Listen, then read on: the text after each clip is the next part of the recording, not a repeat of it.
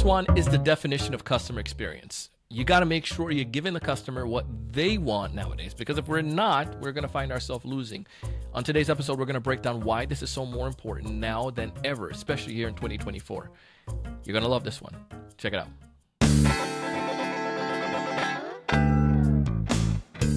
Hey, everyone. Welcome to another great episode of the Sales Evangelist Podcast. I'm your host, Donald C. Kelly, the Sales Evangelist, and I'm so excited for another great episode. I'm so excited to be here with you today. On this episode, we have the one and only Phillip Swan, and I want you to go connect with him. We have his LinkedIn details down in the show notes. But Phillip Swan, like I mentioned in the teaser, he embodies the idea of customer experience, not just like in a the artificial way or like the the buzzwords that we hear and sometimes in our arena floating around the business world. No, dude is embodying it in so many things that he does. And I wanted to have a conversation with him because it ties so closely with stuff that we've been sharing, especially from from Salesforce State of Sales, about how customers are trying to maximize every single value they can get from a partner. In addition to that, there's many different ways for us as sales professionals to adapt, but it's important that we adapt and sell to the way that they want to buy. As you listen to Phillip and I talk about this dialogue, you'll see why his expertise is so needed nowadays and why I had him on the show. Additionally, he has a great organization, Lingo Aid. You can find more information about that in the show notes and some of the awesome things that he's doing. But all around customer experience stuff, this is the man that you want to talk to. As we dive in, you get a chance to learn a little bit more about Phillip and why this challenge is so critical right now. You will get some ideas of ways that you can implement it, and most importantly, some specific tactics that you can follow, especially if you're a leader. Check this out. Phillip, welcome to the show. Thanks for having me, Donald. I'm really looking forward to this, and it comes very timely, especially on the conversations that we're seeing right now buzzing around when it comes to customers and how they're viewing salespeople and viewing organizations and the products that they have. They want to maximize the value from that. So as we go into how we can best take care of those customers and how we can prepare them, I am thrilled to pick your brain on all that good stuff. Before we dive in, I bragged about you a little bit in a teaser there, some of your experiences and all the great things that make you who you are, Phil. But tell us a little bit more about what you do on a day-to-day. Sure. So what I do on a day-to-day is that I'm a principal in a company that we work to collaboratively work with our clients to help them drive, reimagine new business models with responsible AI. And it starts and finishes with the customer. And so we are absolutely customer obsessed.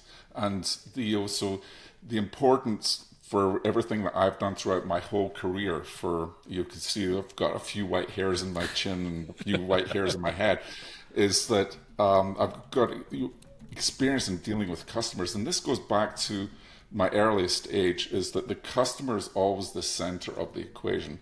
Now, in the old days, we used to say the customer is always right, but no, that's not the case. You can tell the customer no, and to your point of maximizing value that the customer can extract from every exchange with you, it's really important so that you're understanding that customer by wearing that customer's shoes to really understand what it is that the real pain point, what is the real problem that they're trying to solve. And that's what we do on a day-to-day basis. It's ultimately a change management problem and really bringing organizations, both small and large, along in a journey to solve customer pain points. So I put something down here because I want to go back to it. This idea of that, I feel like it's this evolution of the traditional customer journey. Right? Correct. And if there's got to be a change if the behaviors of customers are changing. And if we are doing the same old process that we've done with salespeople, that's not going to work. So I want to just go in from that angle and this whole idea of this change management. I feel like when you say change management, I think about pain management, but not to say I'm not calling it painful, but I do feel like when you have pain management, it's a holistic thing. This is everywhere. We can't just say we're going to change the process of the way the salespeople do it. It feels like if you're going to change the way you treat your customer, this is an identity change as an organization or a behavioral change from the whole organization, not just one department. Am I off on that? No, you're not off at all. But here's the subtlety to it, because 50% of every brand is the organization, i.e. the people themselves. So when I say it's a change management problem, it's to get critical mass within an organization, you need to reach about 7%. That's it. 7% of the organization to believe. Now, when that comes to a sales force, to a sales organization, do they have trust in their own people and their own organization to actually deliver the results and the outcomes that customers are looking for? And that is a change in mentality, because a lot of the time in organizations, companies large and small, there's finger pointing that goes on. I see this with clients on more often than I care to admit, that there's the finger pointing and the no accepting of responsibility.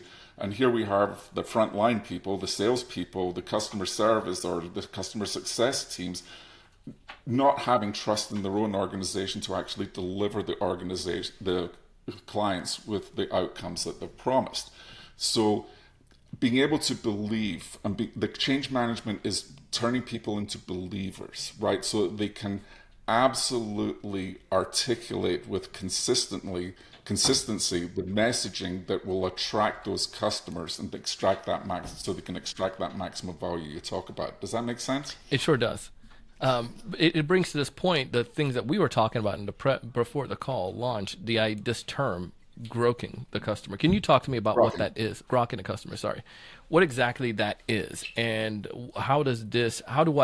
let's talk about what it is first, and then we can talk about how I could implement this as a seller or as a sales leader. So in 1960-61, Robert A. Heinlein published a novel called Stranger in a Strange Land. And in there, I'm a science fiction buff, have always been and always will be. I'm a geek. I don't have my Star Wars behind me, it's in front of me here. But the point of grokking the customer, what he introduced in the novel is that there was literally, the aliens would merge with your body, so you'd have that empathetic understanding of the individual, right? And that is really what grokking means. You've got a 360-degree view and understanding empathetically with your customer, what his or her pain points are, how they live their lives, how they manage their time at work, how they deliver results, all of these things. And when you understand those, and you get that information by hardcore interviewing in talking to customers. So the lowest common denominator in any aspect of change is it starts with a conversation. And whether that's a conversation with your customer to change their behavior, whether that's internal to change internal organizational behavior. And so grokking is really having that visual in your mind that you really understand who that buyer is. And if that's B2B, that could be a suite of people. If that's B2C, that's a consumer, or D2C, that's a consumer. It's having that visual image that is both written down and visualized, to really have that understanding, and that people rally around that customer. And when you rally around a customer and swarm that customer with love and value, the customer will sense that and will not only stay with you, they will buy more from you, and better yet, they will be rabidly vocal about how great you are, so that you start to get that viral motion going on in place. The reason why this is so timely right now, I just did a video on LinkedIn about the Salesforce state of sales. And there's a couple things that I feel that you just mentioned along this idea that I want to pinpoint. There's some of the stats. One of them in particular ties to the idea of how people are conservative with their money, more so now. So they want to maximize the yield that they get from a product. So if typically I would say, you know what, if we're not getting good value from it, it's okay. But now I'm more so like, no, we got to make this thing work. Everything that we have to make that get as much value from it. So therefore they're scrutinizing stuff. But one area, in addition to that, is they had a stat about where money's coming from. And most of the, how companies are looking at their revenue, two areas that tie back directly to what you said was, one, most companies are looking at reoccurring revenue models. And obviously those go back to the first thing I talked about. Those reoccurring revenue models require you to have great customer service, because if not, I'm going to find somebody else that can offer that to me. The second thing, so it was reoccurring sales, upselling, and cross-selling lead as revenue sources. Sales leaders who cite the following as their top-tier revenue sources. 42% of them is their reoccurring revenue. 31% is cross-selling and upselling, and then 28% is one-time sales. But the interesting fact about that is just that more and more organizations are looking for ways to get more from that existing customer because it's way cheaper than to go and find new people. So what you're saying is like, come on, man. Sorry for hitting the mic there. It is spot on right now. So I can't. I'm working on an episode on it because I just feel like it's so important. It's not just customer service, like you said. It's really taking care of that customer. And I don't know. What are your thoughts on it? Am I making sense there? That state of sales? Oh, you're totally correct. So I always state, it's funny you use that language because for a long time, decades, probably my whole career, I've always stated that it's easier to sell something to an existing customer than it is to acquire a new customer, right? Yeah. And so every business model that I've been involved with, apart from one, which was my earliest one when I was a sweet 8 years old and 14 years old, but we can get into that in a whole separate story.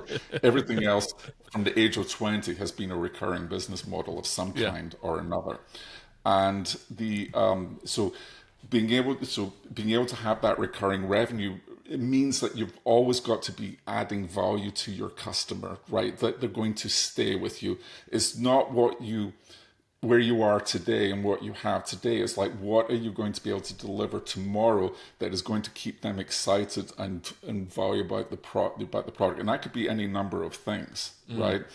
But another way is, and you alluded to it, is through partnerships, right? Yes. And really scaling that, right? So, all right. So here's the other part to this. And if you guys haven't done it, we're going to we probably put a link down below in the show notes for the state of sales. But here's the other part that they talked about in that. I'll find the exact stat for you. But they talked directly about what you said with partnerships and like partner sales as an avenue that's increasing nowadays, because it makes, if you have 10 customers you're selling shoes, it just makes sense. If I'm selling socks, for us to do something together, it's way cheaper than for both of us to go and hunt for new people to sell shoes to or sell socks to. What can I do for the partner? So can I get more from the existing customer, one, and then two, who else do I have, and how can I cut down the cost of acquiring new customer? And that's through partner sale. And partner sale is like, it's crazy. It's going up from the report, like 5,500 salespeople they interviewed and sales leaders. And that's one of the things that they saw as an increase nowadays. That's absolutely right. And it's not just about having the right partnerships, because you win better together, and partners could be indirect competitors too, right? So you can have that. There's been a term in business for a while called co-opetition, where you're cooperating and both being competitors at the same time.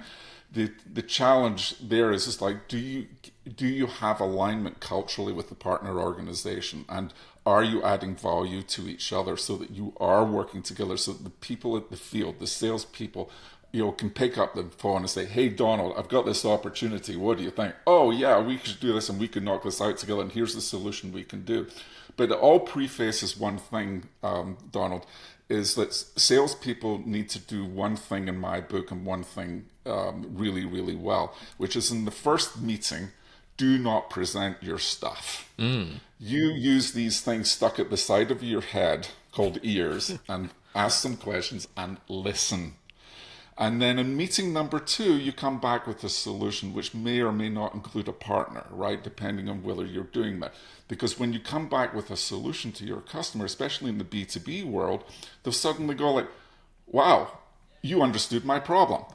I need some of that," right? And so it keeps the sales process moving with a level of velocity, because you're creating this need. The customer, suddenly this understanding and trust bond is being formed between organization, the target organization you're trying to sell to, and or individual that you're trying to sell to, is all about forming that relationship, whether digitally or in person. And when you have that relationship going, you have trust. And when you have trust, all kinds of ideas and innovation can happen into a solution to deliver to the customer, because you're now making that customer look smart. You're now making that customer be successful. You're delivering outcomes. It's not about generating revenue. That's the lagging indicator. It's about generating value. And when you generate value, price while still important, becomes less of an issue, and you're now having high margin sales as a result of delivering outcomes that deliver high value. Fascinating that you would have wanted, mentioned on that side that the lagging indicator is the revenue, but that value indicator is first. How do I measure that though? Like I feel, and people can say, and I'm not trying to be facetious, trying to be difficult here, but we can talk about value to look, cows come home. But how would I measure that in my organization, your organization? Sure. And Sure. to make it a That's cultural actually adoption. relatively straightforward. It's relatively straightforward. I take the word easy out of my vocabulary because nothing is ever easy, right? But there are KPIs or key performance indicators that will measure this. And one of the key ones to address this point that you're talking is customer effort score, or CES. Mm-hmm. And the lower the score, the happier the customer is. And this is, you track this by polling. Right, and it's it's not by having some SaaS platform that was created by some 24-year-old pimply white kid with all the cognitive biases and everything else that go into it. Right, I hate using these tools. Is you do it old school and actually talk to your customers, right, and you can do this with other platforms, like where you can poll, right? Much you would poll the net promoter score, NPS.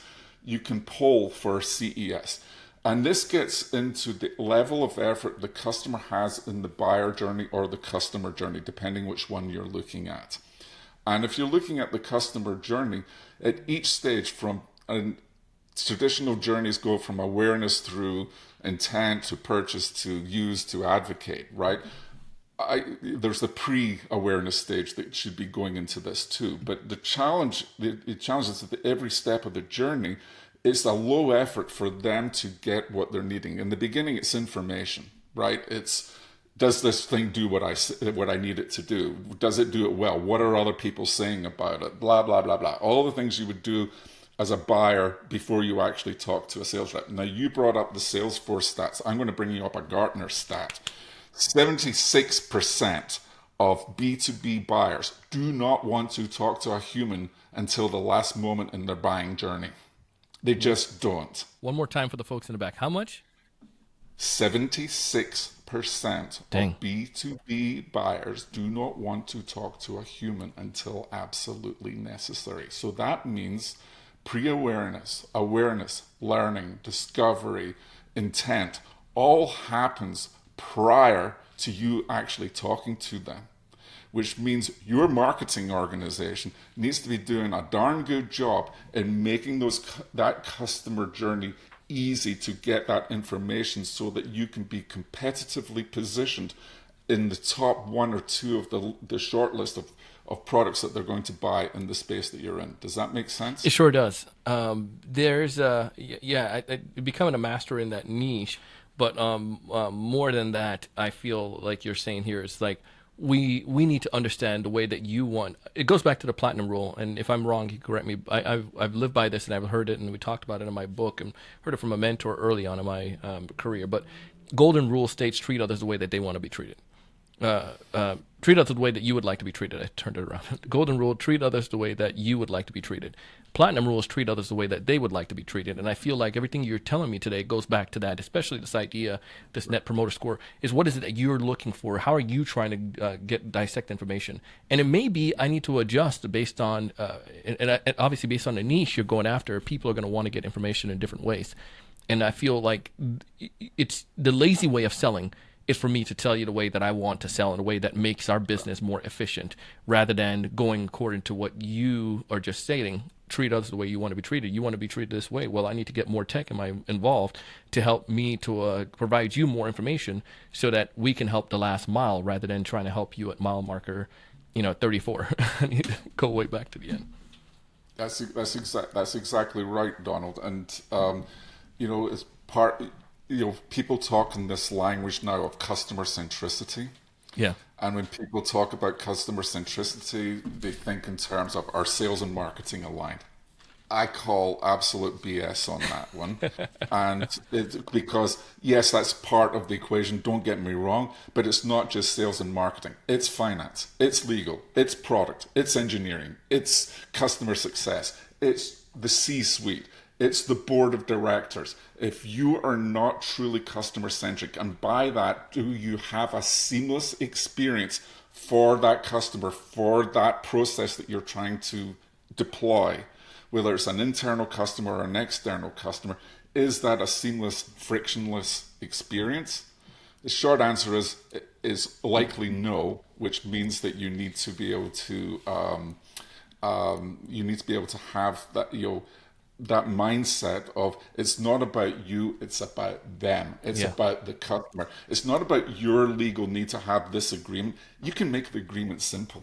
There's no, and still protect yourself, right? Make it easy. You can make your payments easy rather than filled with friction. Oh my God, here they come again, right? Oh my goodness, this is so much truth here. It's amazing.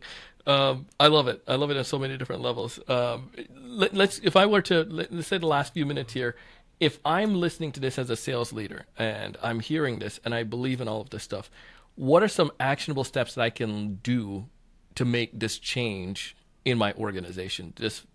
I don't think it's just a philosophical change. I feel like it's like you said, go back. It's this overall change. Like what should maybe give me some 3-4 steps of things I should do. So 3 or 4, depending where you are in the organization, clearly if you're at the C-suite, you have much more influence than you are if you're further in the entire organization, if you are further down. So the question is so this is definitely a leadership requirement. So the CEO, C-suite on down have to buy in. This is something they want to do. When I say this is customer-centric organization that we want to do. So the first step is to actually map out your business processes. That includes your sales processes, your marketing processes, every time you're talking to somebody else in the organization, there is the potential for friction, and you eliminate that. It's detailed work, but it requires you to actually do this. It doesn't take a long period, but within 1 to 2 weeks, you will have everything mapped out, and where you can actually look at a holistic picture for your entire organization, not just sales, not just marketing, and have everything flow down. And then it becomes, how do you initiate change within each of those organizations? And you're doing this. Hi. You're going to get a chance to see. Oh, he's gone all shy all of a sudden. So cute. So that's the whole point. That's the whole point here. Is it starts at the top, but you actually have to do bottoms up, that people become believers. And again, the simple steps: start mapping out your processes, identify the points of friction, and start eliminating them. And be really distinctive and asking the tough questions of yourself, and expecting. And you're not going to like the answers, and that's a good thing, because now you can actually work to improve. Does that make sense? It sure does. The part you mentioned there, I had a hard pill that I had to swallow. We did this internal, and we, not fully, but we started doing this, and we saw I'll tell you a quick story. We saw that there was a challenge with one of our clients, and we recognized that there was some room for improvement. And I had to come back being like, so we can easily get defensive because it's like, it's my baby and somebody was upset. But then you could automatically say, well, it's their fault. We had to realize, fall on a sword. Let's figure out what was the problem. And we saw there was some room of improvement, but it was a hard pill to swallow at the beginning, like you're saying, to make that change, as opposed to getting prideful and saying, well, no, this is just us. We have to look at it. And even if it wasn't a policy or something that we did wrong, why did they feel that way? What did we do to help them to not? What can we do to help them not feel that way? And it was just like really, really, really good. So, yeah.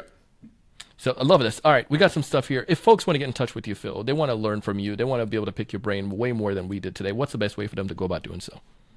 I would love for them to go onto my LinkedIn profile, which is Phillip Swan, so it's PHILLIP-SWAN, like the bird. Mm-hmm. And the first thing you'll hit is my weekly newsletter called the Go-to-Market Edge. I would encourage you to subscribe to that. I would encourage you to follow me. Feel free to send a LinkedIn request. I don't always guarantee that I will accept LinkedIn requests, I will say that. But I will gladly answer any DM, and I'm very active on LinkedIn. So please feel free to reach out to me through LinkedIn. Love it. Phillip, thank you so much for taking the time to come on the show today. Appreciate your insights with us. Thank you so much for having me, Donald. It's been an absolute pleasure as always talking to you. That was Phillip Swan. Tell him that you heard him here on the Sales Evangelist podcast. I'm super grateful to have you. And if you're trying to figure out a way how you can improve your customer experience, your customer experience overall, please go ahead and connect with Phillip. Tell him that you heard him here on the show, as well as tell your leaders, or if you're a leader, apply the things that you're learning. It doesn't matter where you are in an organization. Yes, the C level is going to have a bigger push, but as a sales rep, as an individual contributor, how are you treating a relationship with your current customers right now that can help them to be able to make that decision and to make that move? I'm telling you, this stuff is golden. As always, I want you to thrive. I want you to make more money. I want you to succeed. Most importantly, I want you to raise the level of thinking. Our sponsors have some amazing deals that you should be taking advantage of as well. And I want you to be able to meet them. I want you to be able to try it, because I wouldn't tell you something that ain't going to work for you, because I know this stuff is good. So check it out. As always, I want you to thrive. I want you to succeed. I want you to raise the level of thinking. But most importantly, I want you to go out and do big things. See you on the next one.